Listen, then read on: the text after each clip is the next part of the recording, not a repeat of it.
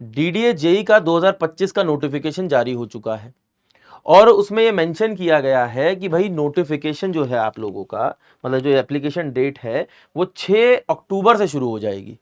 अब 6 अक्टूबर से शुरू हो जाएगी तो इसके बाद एक सवाल भी बहुत बार आ रहा है, और दूसरी बात इसमें एक मॉडिफिकेशन होने के बहुत ज़्यादा चांसेस हैं, क्योंकि देखिए अभी तो इन्होंने सिर्फ कैलेंडर जारी किया है और इसमें मॉडिफिकेशन क्या हो सकता है ये भी मैं आपको बता देता हूं। अभी से थोड़े दिन पहले एक नोटिस जारी हुआ था अप्रैल के अंदर, जिसमें कि यहां पर क्या किया गया था, ठीक है ना, यहां पर एक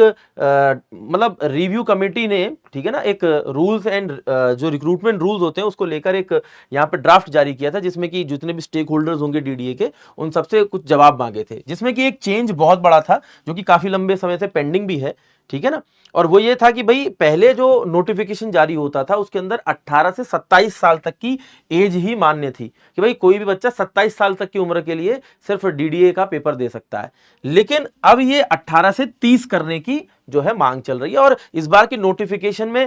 पूरी पूरी उम्मीद है कि ये 30 साल तक की एज को कर दिया जाएगा। क्योंकि देखिए पहले क्या था, पहले डीडीए का अगर नोटिफिकेशन आप देखेंगे उसके अंदर सिर्फ डिप्लोमा इन इंजीनियरिंग के बच्चों को अलाउ किया गया था, जिसके बाद जो है कि कोर्ट में केस किया गया था और उसमें फिर बीटेक वाले बच्चों को भी फिर कोर्ट ने अलाउ किया। अब इसमें ध्यान देने की बात यह है कि अगर 30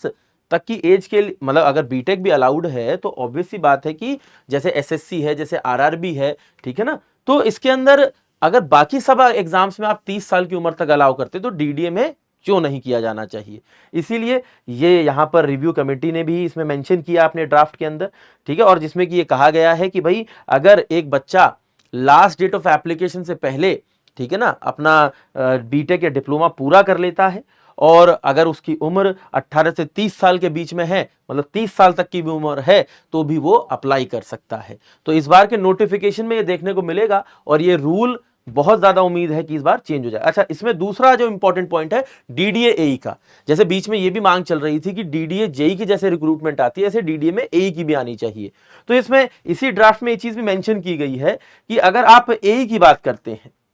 ठीक है ना, डीडीए में एई की बात करते हैं तो असिस्टेंट इंजीनियर, तो इसमें क्लियरली ये मेंशन किया गया है कि इसमें जो इनका रिक्रूटमेंट है एई का वो अभी भी या तो प्रमोशन द्वारा भरा जाए, पहले से प्रोविजन ये है कि 75% प्रमोशन आएंगे, जो भी जेई बनेगा वही प्रमोट होकर एई बनेगा, और 25% इंटरनल डिपार्टमेंटल एग्जाम होता है। कह रहे कि इसका परसेंटेज में चेंज किया जा रहा है, इसकी ही मांग है कि ये 75 से 90% हो जाए, प्रमोशन से 90% ही बने, और डिपार्टमेंटल जो कॉम्पिटिटिव एग्जाम होता है इंटरनली उससे 10% बने, ठीक है ना। Its purpose is to reduce the quota for limited departmental exam in view of the availabilities of JE, ठीक है, तो जितने जेईस की अवेबिलिटी है उसके हिसाब से भाई फिर 90% से कर देना चाहिए, इनका कहना ऐसा है।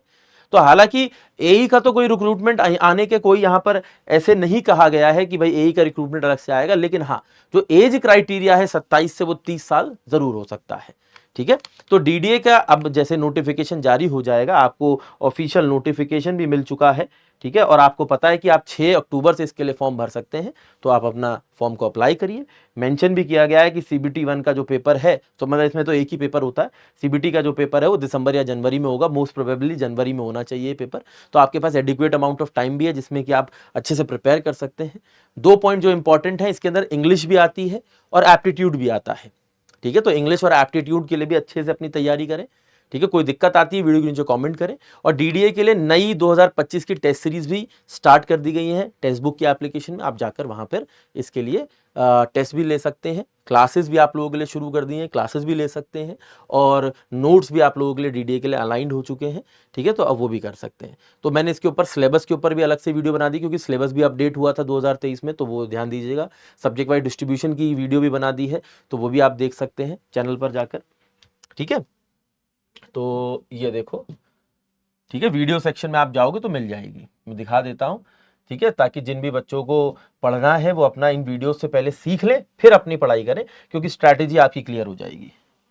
ठीक है। तो एक यहाँ पर सब्जेक्ट वाइज वेटेज है आ गई है, और सिलेबस वाली वीडियो अभी इस वीडियो के बाद आ जाएगी, ठीक है, तो वेटेज वाली वीडियो भी आ गई है, ठीक है, तो आप देख लीजिएगा। तो मैंने सिविल इंजीनियरिंग का क्या वेटेज रहता है किस सब्जेक्ट का, ठीक है ना, और इसमें 2023 का वेटेज दिया है मैंने, कि उसका रीज़न है 2023 का देने का, क्योंकि 2022 से पहले सिलेबस अलग होता था तो सब्जेक्ट वाइज वेटेज भी अलग था, ठीक है, 2022 तक। तो 2023 वाले वेटेज का आप इस्तेमाल करिए, इसलिए लेटेस्ट वीडियो बनाई है और इसका आप इसको अच्छे से देखिए, इससे सीखिए और अपनी तैयारी को आगे बढ़ाइए। ओके।